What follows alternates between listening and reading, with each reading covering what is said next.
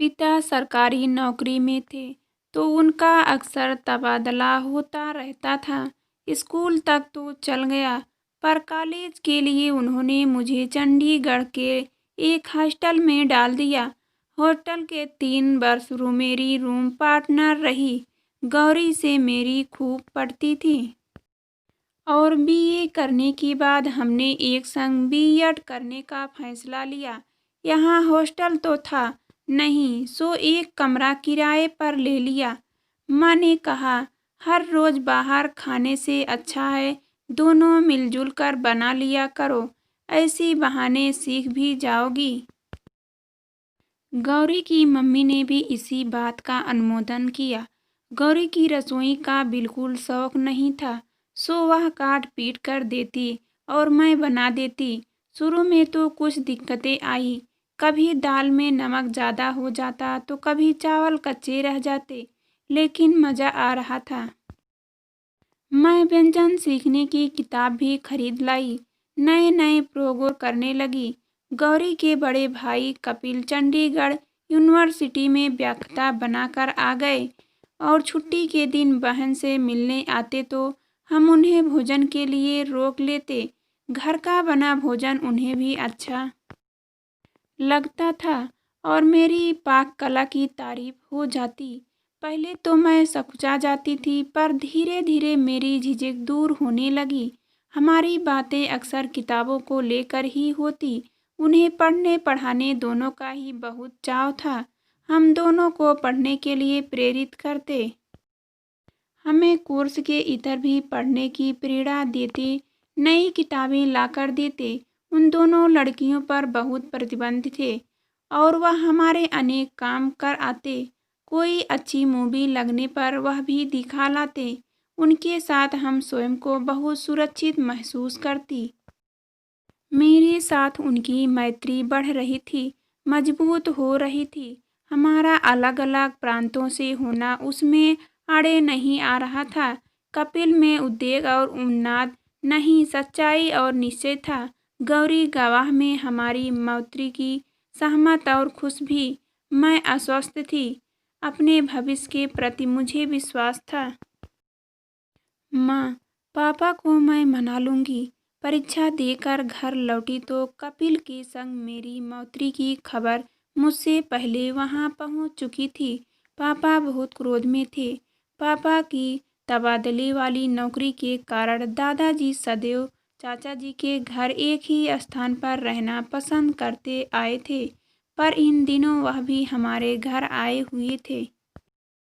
इन लोगों ने मेरे लिए 4-5 लड़के पहले से ही छांट रखे थे। हफ्ता 10 दिन में मिलना मिलाना कर कर जिस लड़के ने हाँ की, उसी से रिश्ता तय कर दिया गया और 2 महीने बाद की विवाह की तारीख भी पक्की कर दी गई। उसके लंबे समय बाद तक कोई शुभ मुहूर्त नहीं था। मैंने माँ को कपिल की पूरी बात बता दी थी। यह भी कहा कि एक बार पापा उससे मिल लें, उन्हें मंजूर नहीं होगा तो मैं हठ नहीं करूँगी। माँ तो राजी हो गई, पर दादाजी की उपस्थिति के कारण उनकी एक ना चली।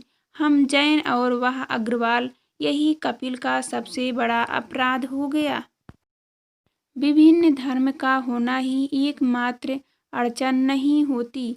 विवाह संबंध स्थापित करने के लिए और भी बहुत सारे व्यवधान खड़े किए जा सकते हैं और दादाजी की दबी चेतावनी के अनुसार तो मेरा स्वयं अपने लिए वर ढूंढ लेना मेरे दुष्चरित्र होने का परिणाम था और यथाशीघ्र मुझे विवाह बंधन में बांधना उसका एकमात्र उपाय। दादाजी के आगे माँ का वजूद न के बराबर रह जाता। मेरे कारण उन्हें बहुत कुछ सुनना पड़ा था। सारा कसूर ही दरअसल उनके सिर पर मढ़ दिया गया। लड़की को वश में न रखने का अब मुझे क्या फर्क पड़ना था कि मेरा रिश्ता किससे तय हुआ है। पापा ने अपने हिसाब से तो सब जांच पड़ताल कर ही ली होगी। फर्क बस यह है कि ऐसी जांच पड़ताल में दूल्हे का शिक्षा, खानदान, रंग रूप ही देखे जाते हैं। पूरी उम्र साथ रहने के लिए एक दूसरे के विचार पसंद नापसंद जैसी बातों को अहमियत नहीं दी जाती। सो विवाह हो गया। मेरी मोहब्बत निःशब्द छटपटाती रह गई। चंडीगढ़ के अपने अध्याय को मैंने अपनी यादों से पूरी तरह से मिटा दिया। मुश्किल यह है कि जीवन किसी कंप्यूटर पर लिखी इबारत नहीं कि डिटेल पर हाथ रखते ही सब साफ हो गए जाए। बहुत गहरे बैठे होते हैं हमारे जज्बात, पक्की स्याही से लिखे हुए। उसे मिटाने की कोशिश में जो निशान छूट जाता है, कुछ उसी तरह अधूरी रह गई। कामनाएं भी गहरे घाव छोड़ जाती हैं मन पर, जिन्हें समय भी भरने में विफल रह जाता है। उम्र भर टीसते हैं, दर्द करते हैं ये घाव। कितना अजब है ना हमारे समाज में विवाह संबंध तय करने का तरीका। लड़की को एक बार लड़के से मिलावा कर हुक्म हो जाता है कि तुम्हें अब उम्र भर इसी व्यक्ति से प्यार करना है। वह क्रूर हो, हमारी परवाह न करे तो भी उसकी लंबी उम्र की दुआ मांगनी है, उसके लिए व्रत उपवास रखने हैं, मुस्कुराकर अपने सब कर्तव्य निभाने हैं। रमन नहीं चाहते थे कि मैं नौकरी करूं, तो मैंने नौकरी का विचार छोड़ दिया। पर उनकी हर खुशी का ख्याल रखने पर भी तो रमन को मेरे दुख दर्द से कोई सरोकार नहीं था। पहला गर्भ मिस कैरेज हो गया। स्थिति गंभीर थी। मुझे अस्पताल छोड़कर रमन काम पर चले गए। डॉक्टर तुम्हारा इलाज करेंगे, मुझे बैठकर क्या करना है। अगले वर्ष जब बिटिया हुई तो 5 दिन मैं रही अस्पताल में। साफ कह दिया, मैं रोज रोज नहीं आऊँगा, यहीं किसी आय का इंतजाम कर लेना। सास नहीं थी, पर माँ तो आने को तैयार थी, उन्हें भी मना कर दिया। बिटिया एक माह की हुई तो मित्रों संग घूमने जाने का कार्यक्रम बना डाला। बहाना था, रात को ठीक से सोने नहीं देती।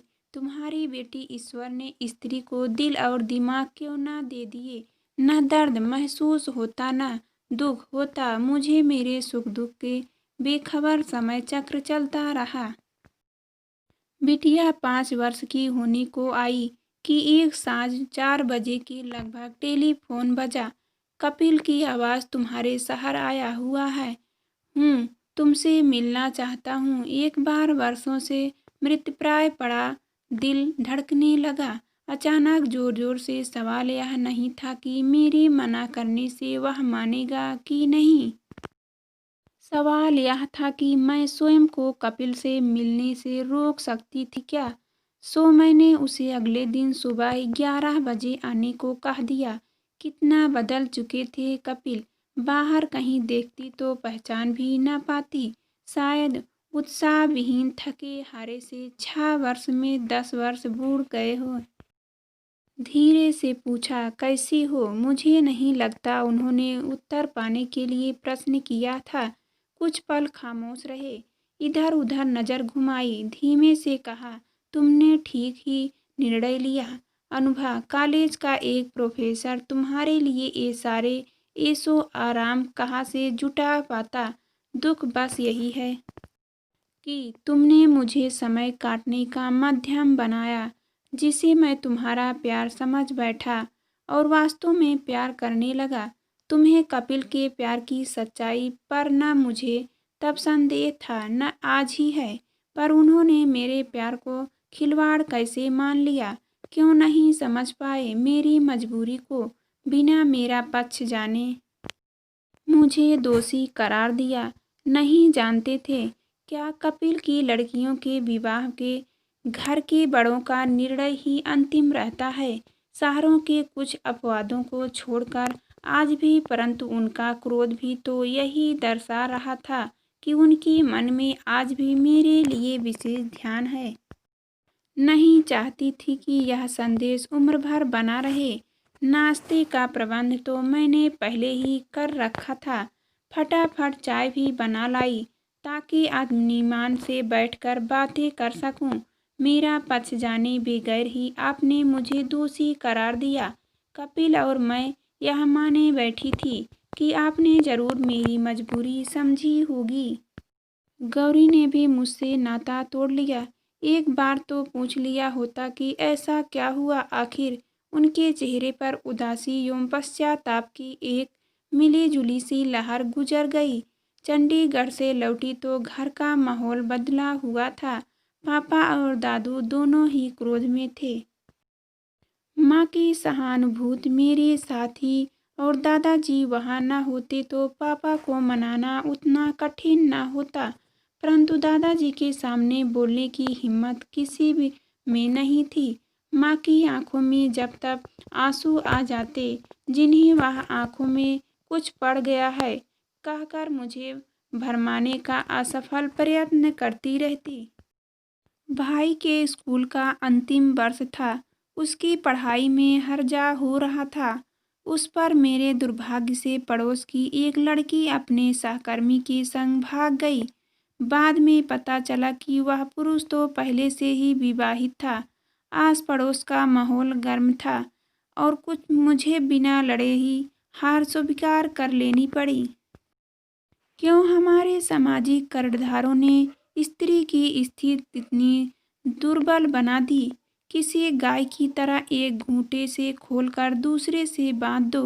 गाय को कोई पूछता है भला कि तुम्हें कौन से घर जाना है। शहरों में स्थिति कुछ बदल रही है, पर अभी सदियों लगेगी।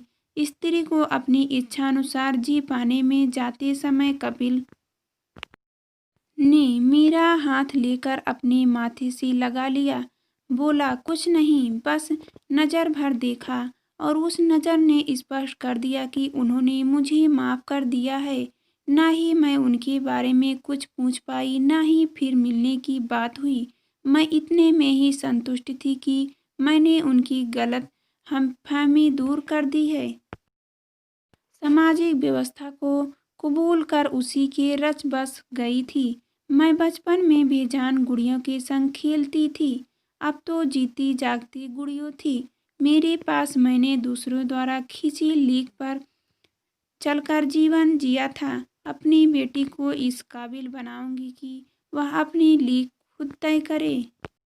10 वर्ष और बीत गए इस बात को कि एक दासा हो गया। रमण की मृत्यु हो गई। मित्रों के संग पहाड़ों पर घूमने निकले थे कि नदी के पुल से गुजरते वक्त रेल पटरी से उतर गई। रेलिंग तोड़ती नदी में गिरने लगी। बहुत सी बोगियां हवा में लटकती रह गई। कुछ सवारियां बचा ली गई, परंतु मरने वालों की संख्या अधिक थी और उनमें एक नाम रमण का भी था। शायद मुझे मेरे अपराध का ही दंड मिला था। शायद मैं उस तरह का समर्पण नहीं कर पाई थी जितना उन्हें अधिकार था। मैंने घर में बच्चों को पढ़ाना शुरू कर दिया। पढ़ाने का शौक तो मुझे था ही। बिटिया स्कूल पास कर कॉलेज आ गई थी, आत्मविश्वास से भरपूर। अब वह मेरी बेटी नहीं, मेरी सहेली बन गई थी। रमण ने तो कभी अपना सुख दुख बांटने के काबिल नहीं समझा था मुझे, पर बिटिया कॉलेज से लौटती तो बैठकर दिन भर के किस्से सुनाती, लड़कों से मिलने वाले कम्प्लीमेंट तक बताती। मुझे तसल्ली थी कि मैं सब जानती हूँ उसके बारे में, पर वह कुछ नहीं जानती थी मेरे बारे में। मैंने उसे बताया ही कब था कब अपनी नानी से उसकी खूब पढ़ती थी। जब तक पति जीवित थे तो वह केवल तीज त्योहार देने ही आती थी हमारे घर, पर अब यादा कदा आकर हमारे पास रह भी जाती। यह हमारा मन ही नहीं लगा रहता। बिटिया ने सहसा अपनी सखी निशा के घर चंडीगढ़ जाने का कार्यक्रम बना लिया तो नानी को मेरे पास रुकने के लिए बोल गई। 4 दिन बाद लौटी तो उसके संग मेरी बिछड़ी सखी गौरी। मैं आश्चर्यचकित गले मिली तो मेरी अश्रुधारा ही बह निकली। आंसू गौरी से मिलने की खुशी के थे अथवा नसीब पलट जाने के गम में, यह कह नहीं सकती। मैंने बिटिया से पूछा, तुम तो निशा से मिलने गई थी, यह कहाँ मिल गई? तुम्हें तो बड़े चैन से बैठते हुए बोली, इन्हीं भाई बहन को खोजने तो गई थी। मैं चंडीगढ़ निशा की मदद से मैं एकदम से सबके सामने पूछ नहीं पाई।